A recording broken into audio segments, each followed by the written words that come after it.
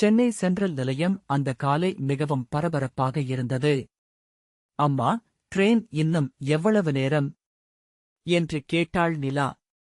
அவள் கையில் ஒரு சிறிய பிங்க் நிற பை. அப்பா பெரிய சூட்கேஸை தூக்கிக் கொண்டு வந்தார். அம்மா டிபன் பையை கவனமாக பிடித்துக் கொண்டிருந்தாள்.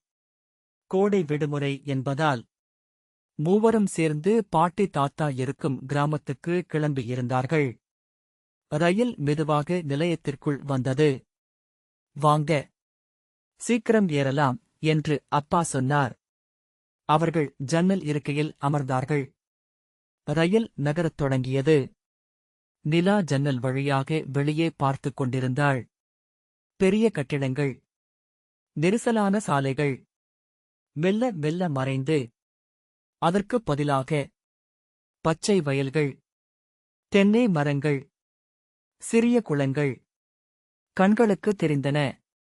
அம்மா பாருங்க, மாடு என்று குழந்தை போல கத்தினாள் நிலா. அம்மா சிரித்தாள்.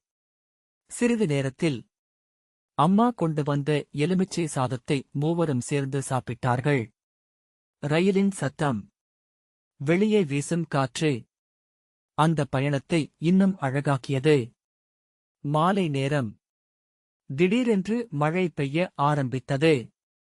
மழைத்துளிகள் ஜன்னலில் பட்டபடி ஓடின. நிலா கையை வெளியே நீட்டி மழைத்துளிகளைத் தொட்டாள்.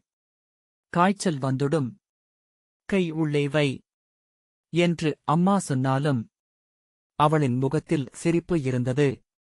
ஒரு சிறிய நிலையத்தில் ரயில் நின்றது. தேநீர், வடை, சூடா வடை என்று விற்பவர்களின் சத்தம் கேட்டது. அப்பா மூவருக்கும் சூடான வடை வாங்கி வந்தார். மழை மண்வாசனையுடன் அந்த சூடான வடையின் வாசனை கலந்து அந்த தருணத்தை மறக்க முடியாததாக மாற்றியது. இரவு. நிலா அம்மாவின் தோளில் சாய்ந்து தூங்கிப் போனாள். காலை சூரிய ஒளி முகத்தில் பட்டபோது கண் திறந்தாள். ரயில் ஒரு சிறிய கிராம நிலையத்தில் நின்றிருந்தது. ஜன்னல் வெளியே வெள்ளை வேட்டி சட்டையில் தாத்தா, பக்கத்தில் பாசமான சிரிப்புடன் பாட்டி. நிலா என்று கையை அசைத்தார்கள். ரயிலிலிருந்து இறங்கியவுடன் பாட்டி அவளை கட்டிப்பிடித்தாள். எவ்வளவு உயரமா வளர்ந்துட்டே என்றாள் மகிழ்ச்சியாக.